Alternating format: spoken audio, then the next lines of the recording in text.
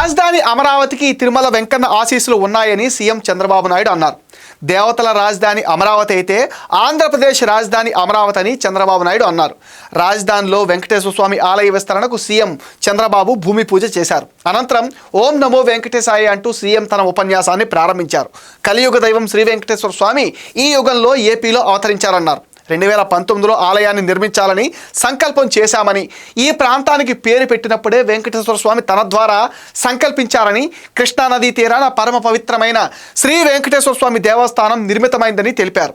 ఎప్పుడూ కూడా వెంకటేశ్వర స్వామికి అప్రతిష్ట పాలు చేసే పని చెయ్యనని, ఎవరిని చెయ్యనివ్వనని స్పష్టం చేశారు. అమరావతిలో 2 దశల్లో 260 కోట్ల రూపాయలతో వెంకటేశ్వర స్వామి ఆలయ అభివృద్ధి పనులు జరగనున్నాయి. ఆలయ ప్రాకారం, మహారాజగోపురం, మండపాలు, ఆంజనేయ స్వామి ఆలయ నిర్మాణం జరగనుంది.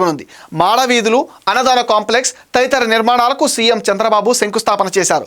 మొదటి దశలో 140 కోట్ల వ్యయంతో వివిధ పనులు నిర్వహించనున్నారు.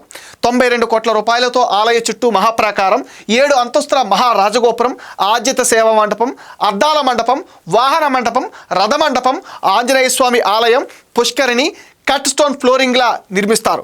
వీటి నిర్మాణాలకు దాదాపుగా 48 కోట్ల రూపాయలు ఖర్చు చేస్తారు. రెండవ దశ పనులకు 120 కోట్లతో టీటీడీ చేపట్టనుంది. శ్రీవారి ఆలయ మాడవీధులు, అప్రోచ్ రోడ్లు, అన్నదాన కాంప్లెక్స్, యాత్రికులకు విశ్రాంతి భవనం, అర్చకుల సిబ్బందికి క్వార్టర్స్, రెస్ట్ హౌస్, పరిపాలనా భవనం, ధ్యాన మందిరం, వాహనాల పార్కింగ్ వంటి పనులు చేపడతారు.